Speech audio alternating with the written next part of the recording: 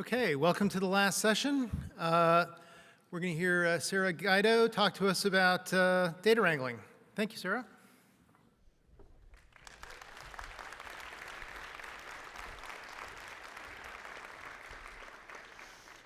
Hi, I'm Sarah Guido, and this is the Wild West of data wrangling. And what I mean by that is the messy, complicated world of data that data scientists like myself operate in every day, all day, 24 hours a day, 7 days a week, or maybe 8 hours a day, 5 days a week. I'm not taking any questions. I have a lot to get through, so, but please tweet at me. I'm very responsive on Twitter, so if you feel inclined, I'm at Sarah_Guido. So this talk is basically a day in the life of a data scientist. What I go through every day getting data into proper format for modeling. It's sometimes messy and complicated, so I'm going to show you 3 examples of dealing with super uncooperative data. So data that's been in some way flawed, whether that's class imbalance or there's something wrong with the structure of the data or I've had to do some acrobatics to transform the data properly. So this is just my own experience working in the industry. So it's not necessarily any sort of ground truth for how you should be working with your data. This is just my own experience, but I hope you can learn something useful. Also, this talk is mostly for people with less experience in data science, to sort of give you a taste of what it's like to work as a data scientist. So if you are a data scientist, I'm going to be talking very high level and simplifying a lot of things, so sorry, not sorry.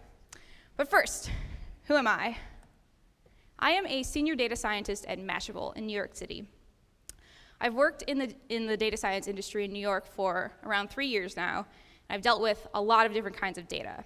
I've dealt with agricultural data, commercial real estate data, ad data, user activity engagement data, media data, large data, small data, medium data, all of it. So Mashable, if you don't know, is a digital media site that publishes a lot of articles about internet culture, entertainment, tech. We're really cool, you should check us out. I do all of my data sciencing in Python. I use Jupyter notebooks every day. I use NumPy, SciPy, Scikit, Pandas, you name it, I'm using it. And once again, you can find me on Twitter at Sarah_Guido. So here we have the iris dataset. And if you've done anything with data science, you already know about this dataset. But basically, this is a very simple, clean, tidy data set. There are 4 features related to the characteristics of the iris, and there's a species column, which is the designation of the species of iris for that particular flower. So this data set is mostly used to exemplify classification. You're trying to classify these different irises into a specific species based on their characteristics. So the idea for this talk came out of a conversation I was having with some friends of mine about how a lot of material out there online sets this very simple premise for doing data science. And the premise is this. You start by importing a very simple data set like this. You import the corresponding scikit-learn model, whether that's a classification model or a regression model. You run it, boom, you've done data science. So easy. I'm here to tell you that's not how it is. A lot of material gives the impression that working with data is all sunshine and rainbows. It's very easy. You put some data in, some magic happens, you get some results, it's great. When in reality, the landscape is a little more complicated than that. It's a little bit more labor intensive. There's lots of twists and turns. You go through some transformations along the way. It's very complicated. And real data, by that I mean the data that your company is collecting, is messy. It's frustrating. It's sometimes missing. It's sometimes wrong. It's incomplete. It's not what you need. So I'm going to walk through 3 examples of how I've dealt with this messy, weird data. So the first example of this comes from my time working at a small commercial real estate startup in New York City. So this particular startup, they had a platform that if you're a real estate firm, you can look up different information about buildings in New York City, like if you're interested in acquiring a building or something. So a problem that I worked on was trying to see if we could predict if a building was going to sell in the following year. So the data that I was working with, I had about 4 years worth of data on building sales in New York City, and all collected from the city of New York. The city of New York has a really great open data policy, so that's why this was possible. And I had information like the number of floors in the building, the location, the square footage, the price per square footage, high-level financials information like income and expenses and total revenue. And the goal was to use this data to sort of predict if a building might go on the market the following year in order to provide some valuable insight to the people actually using our platform, who may or may not be interested in buying buildings. So this seems like pretty straightforward, trying to predict if a building is going to sell or not sell. So pretty simple binary classification problem. So my first thought was to use logistic regression. So logistic regression is a good model choice when you have a binary classification problem and numerical data to use for that classification. So this model determines the probability of a data point falling into a particular class.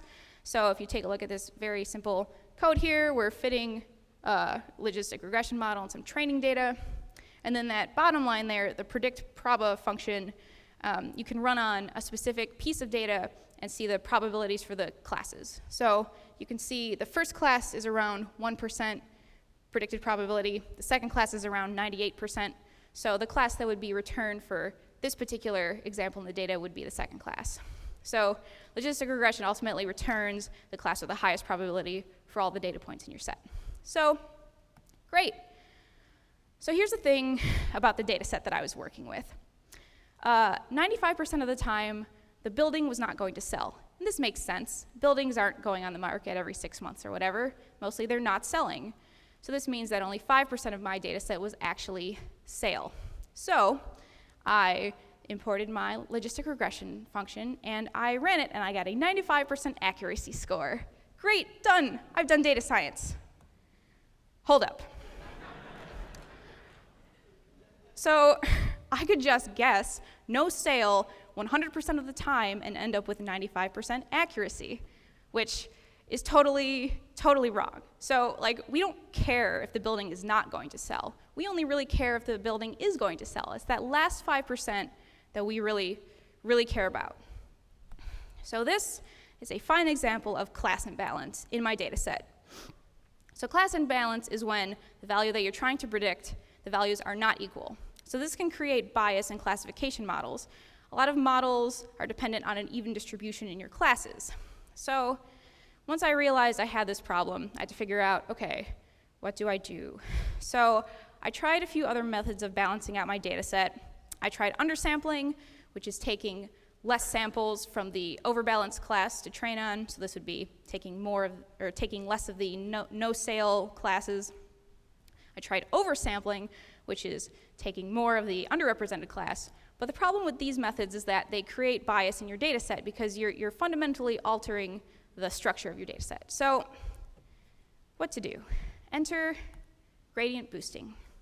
So gradient boosting produces a prediction model in the form of an ensemble of weak prediction models, typically decision trees. So I use gradient boosted trees to help alleviate this problem a little bit. So it's an ensemble method, meaning it creates a bunch of trees. In this case, it creates a bunch of weaker decision trees. And the concept of boosting is that weak learners can be modified to perform better. So what does this actually mean, though? At a very, very high level, this is the part where I said sorry, not sorry to the actual data scientists in the audience. At a very high level, think of it like this. Imagine that you're preparing for an exam that you're going to take several times. So the first time you take the exam, maybe you get like a low score, like 35%. And then when you're studying again for the exam, you really, really focus on all the stuff you got wrong. So maybe the next time you take it, you get to like 37%. And then once again, you study really, really intensely on the stuff you got wrong. And you do it again and again and again.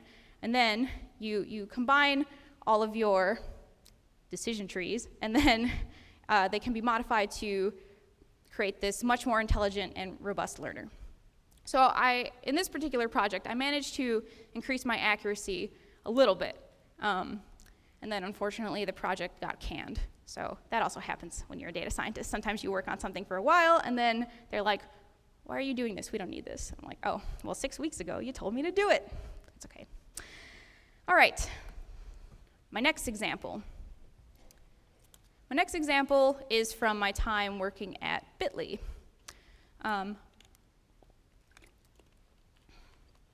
So at Bitly, we have a lot of click data. Every time you click on a Bitly link, it generates a string of data.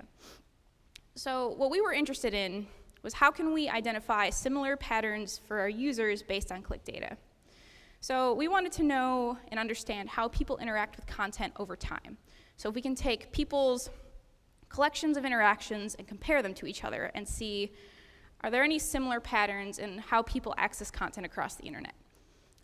So the data that we were working with, the time, it was all like based on when you click on a Bitly link, the time of the click, the location, the cookie, which we use the cookie as a unique identifier, the browser user agent string, which can be parsed to get the device type, the operating system, and the browser, the referrer, so whether it's coming from social media like Twitter or Facebook. So we wanted to understand how people interact with content over time, and also for particular clients, they might be interested in what other content people are looking at when they're not looking at their own content. So for example, if I'm some kind of sporting news site like ESPN, and I can see these different interactions, maybe I want to know when people aren't looking at my sports content, are they looking at other sports content? Should we be covering this other sports content? So that could be potentially useful. So I do want to make a note of something here. I have to confess that I was not using Python, I was using Scala. Why Scala? So at the time when I was trying to work with PySpark, this was late 2015, PySpark was not super great at that time. I was trying to do, and this is kind of like a minor data, well, it was kind of a major data problem at the time as well. Sometimes the tool you work with contributes to your data headache and may not be the best tool for the job. So I was trying to do these complex data transformations in PySpark, and I kept getting this error that said, type error, Java package, object not callable. That's not something that I could fix. That's a bug way deep down in the PySpark source code. So my good friend Andrew Musselman kindly tweeted at me to use the Scala API. So I ended up learning Scala in order to use Spark, which was a whole other story that I could go on, but we won't. So back to the original problem. My original problem is trying to cluster user interactions, and a great way to do this is k-means clustering. K-means is a pretty simple unsupervised method. Groups get together data based on alerting metric, and it's iterative. So first step, you assign your data points to k number of clusters. You update the mean of those clusters based on the data points in that cluster, and then you reassign the data points based on their proximity to the nearest cluster center, and then you do this again and again and again until this cluster centers no longer really move around. So here's the problem with what I was trying to do. First though, we only wanted to look at users with 5 or more clicks. So we figured that if someone had clicked on a link maybe twice, maybe once, that wasn't really informative in comparing different collections of interactions. So we took users with 5 or more clicks. So this meant that each user could have a different number of interactions. So some had 5 clicks, some had 7 clicks, some had 15, and so on. So if I just took the data set as each one of those clicks individually, it's possible that each data point for a specific user could end up in different clusters. And that would be a problem because we want to compare the entire collection of interactions to each other, not just the individual ones. So this is an example of what data is collected when you click on a Bitly link. So this is a very simplified version of it. So we have the cookie as the unique identifier. We have the date of the click. We have the link they clicked on, location, and the referrer. So this would be an example of a collection of clicks for a particular user. Cookie 1, these are all belonging to the same user. So if I tried running clustering just on this set here, I could end up with something like this, where data points for the same user end up in different clusters, which is definitely not what we want. So how do we effectively do this? So at the time, I had several ideas for how to do this, but the way that I decided to do this was to roll up the data from a collection of interactions to one representative observation for each journey, for each click journey. So there are pros and cons of this method, the pro being that I could actually cluster all the user interactions, the con being that you lose some information when you roll up data. There's always a trade-off when you're transforming your data. But this was, at the time, was a nice way to capture it. So something to keep in mind when you're doing stuff like this is that how you transform the data will most certainly affect your model and what happens to your results. So you need to put a lot of thought into it. So here we have, once again, the set of data belonging to the same user, cookie 1. So let's go about rolling some of this up. So let's look at the date column. So we have 5 dates chronologically. So we can represent this collection of interactions in several ways. So we could take the length of the interaction. So five clicks happened on 5 different days. So we could say 5 for that. We could also calculate the average time in between interactions, which here comes out to around 8 days. So if we look at the referrer column, we have 2 referrers. In the actual data set, we had a lot more. It's a little bit more complicated to show. So here we have 2 referrers.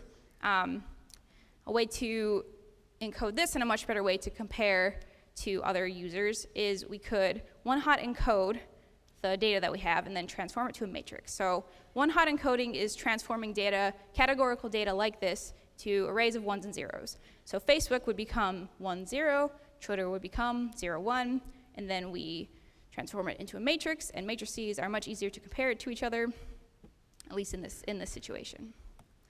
So if we go through rolling it up, we end up with something that looks kind of like this. So this is just, I put it in a dictionary. The average time between is around 8 days. The cookie, which is our unique identifier, is still cookie 1. For the links, I decided to compare links using a bag of words modeling, which is a natural language processing method that's often used to compare documents to each other. It represents collections of words or text, in this case links, as a set of words, a bag of words, and then you can compare bags of words to each other via similarity metric. Let's see, we have location, USA. If everyone was USA, we'd probably just drop that. It's not important. Number of interactions, 5, and then refer. There's that refer matrix, which 1, 0 is Facebook, 0, 1 is Twitter. So, I mean, there are a couple of problems with this. First of all, we're losing the sequencing of the clicks, right? So we're not capturing like, oh, linked 1 was clicked first, then link 2 was clicked, then awesome link was clicked. So that's kind of being lost, as well as like the more fine-tuned details of the date and the time between and whatnot. So the other problem when I was working on this project was that I was at the mercy of a very strict deadline. So I had thought of another way to sort of do this, which was to start each collection of user interactions in its own cluster and then group it together that way. However, at that time, Spark did not allow an easy way to do that. So I was working with a slightly less sophisticated tool. I should also mention we were using Spark in the first place because we were dealing with legitimately large-scale data. So Bitly produces around 7 terabytes of data in a day, so not something I can just download to my laptop and mess around with. But ultimately, this approach did what I wanted it to do, which was effectively and efficiently cluster similar user interactions into the same cluster. And it was actually kind of interesting running this. We actually got some really interesting results. Like I think for one client that we ran this on, we found that they were like, there's this like cluster of people who were really interested in Red Bull or something. It was like kind of surprising, but very interesting. All right, one more example. So my last example is from the work that I'm currently doing at Mashable. So at Mashable, I've been doing a lot of work to understand who our audience is.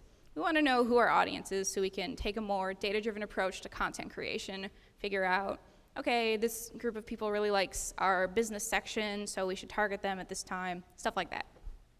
So the core problem is how do we effectively describe our audience, describing them beyond just pure page views and uniques and click session data. So the data that I worked with to do a couple of different things was anonymized demographic and interest data. So demographic data being data like gender and age bracket, and then interest data being things like movie lover and TV lover and news junkie, which all come from Google Analytics. So the goal was to build out our own in-house audience segments that were really tailored to the audience that we have, as well as dig into each of the different channels that we have and see what's going on there. And by channel, I mean the subsections on our website. So the tech channel, the water cooler channel, the entertainment channel. Each of these channels has engagement from different groups of people, so we were interested in learning more about who those groups were. So here's the problem, the Google Analytics API. So there were a few issues with the data that I pulled for this. So the Google Analytics API, I should also mention, we're not paying for the Google Analytics API, so we have like a very, very limited rate. We also cannot afford to pay for the Google Analytics API, so that's like another trade-off that you often have to make is sometimes the software you need to go get the data you want is not quite cheap enough for your budget. So I was doing some analysis on our water cooler channel, and I wanted to get demographics information for a set of URLs. And the way that the API works is you send it a URL, and then demographics and interest data gets returned back to you for specific URLs. So I would send a collection of URLs, and I would get back data for maybe 1/3 of the URL set that I sent. And this is because there's a particular like view threshold for returning demographic data. This is so you can't try and identify like who the people are that are looking at your links, which makes sense. We don't want to identify actual people. We just want to know general characteristics about the audience. But that threshold is not mentioned anywhere in the documentation, and we don't really know what it is. So sometimes I would send collections of URLs to the API, and I would get a lot of data back. Sometimes I would get less than 1/3 back. It's very finicky. The other thing is that the interest groups were semi-useless. So, for example, movie lover. Everyone is a movie lover. That is an interest group that we saw basically on every URL that we sent. Movie lover, TV lover, news junkie. Yeah, it was like, okay, these aren't particularly useful. Even the smaller, less represented interest groups, what were they, like green living enthusiast. Like, it's also like really hard to relate those things to our own data. So at some point, what we want to do is like build out our own interest groups, but that's like a 6-month-long project. So, okay, so what do we do about this? Insufficient data, not super great for the problems we're trying to solve. First, accept that data has defeated you. Wait, no, don't do that. I have no fancy data trickery for this example. You just have to make it work, as Tim Gunn says. Sometimes you will have to work with less than ideal data, and you'll just have to, because you're trying to give your editorial team insight. You're trying to prove value for your team. You have to make a judgment about what you can and what you can't do. And it's usually better to say, I did this, but here are some caveats, as opposed to, I can't do this at all. Because sometimes you just can't get what you need. So, making it work. I managed to do some interesting things that indicate the need for further research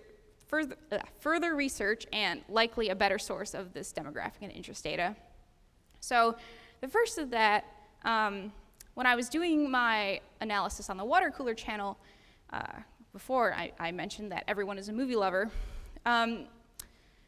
we sort of came up with this theory of highly performant links, in that links that are highly performant have basically like outlier levels of page views and uniques, draw in a much broader audience than those that are smaller. So rather than smaller audience segments driving link performance, it's sort of the other way around, where link performance pulls in a much broader swath of audience. That's a theory, something that we would like to prove but need much better data in order to do so. Another thing that I worked on was audience segmentation. So I did some audience segmentation through archetypal analysis, which is a method of clustering that finds extreme points in the data as the basis for clustering, a little bit different than k-means. And these segments were interesting, and they were also like very relevant. They were mostly like different subsets of millennials who like flock to our site, which is who we're writing for. So great, we were hitting our target audience. But the breakdown of the segmentation was actually pretty interesting. And again, we found these things, and in no way are we saying this is like perfect analysis, we did everything we were supposed to do, these are the segments that we should commit our lives to. No, because the data was insufficient. Whenever I talk to the editorial team about these results, I always say, this is what we found, however, there are some caveats. And they understand, hopefully. And then finally, go get more data. When the data is insufficient, do what you can to find more. So we're starting to think about working with other third-party vendors to get better demographics data, seeing if we can partner with them. We're a small company. We're only like 250 people. So we have to be very cognizant of what we're spending money on and how much money we're spending, rather than just throwing all the money at Google to get all of their data. And also, we could probably do a little bit more investigating into our social media sources like Twitter and Facebook. Twitter is a small part of our audience, but provides a lot of rich demographic information. Facebook is a little bit hard to actually get the data out because Facebook doesn't want to give you their data. And there's other third parties. So this is the general strategy that I use when I'm faced with a data set that is less than ideal. The first is I really have to sit down and figure out what's the problem I'm trying to solve. This is the most important thing you can do because everything you do after this point needs to be in service of this particular question. So if you can't like very clearly and specifically define the problem that you're trying to solve, well, you need to sit down and do that. So doing that also makes it easier to figure out what's wrong with your data, what's missing, what needs to be transformed better, what needs to be, I don't know, is there a class imbalance? Like, that's something you need to know before you actually start modeling. So, so when I did my whole class imbalance thing at the commercial real estate startup, I was very, very new in my career, and I did not realize that that was going to be a problem until I did it, and I was like, oh, this is a problem. Finally, what do you need that you don't have? Can you go get it? Do you already have it somewhere? Is it hidden?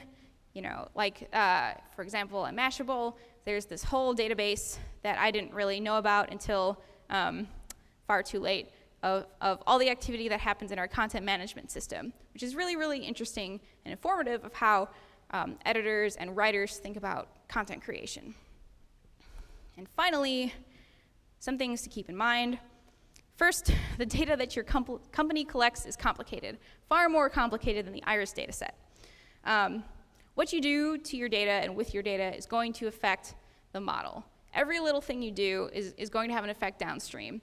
So it's important to put a lot of thought into what you're doing with your data. Creativity is your friend. Sometimes you'll be in tight situations like strict deadlines, less than perfect tools to work with, and you'll just have to think really, really outside of the box to make stuff happen. And also, there's a lot of different ways to solve a problem. So that's very, very much tied up into creativity. And finally, when it comes down to it, keep calm and code Python. Thank you very much. No, I'm not taking questions because we are right at the end of the time, but please tweet at me or come talk to me. Thank you so much.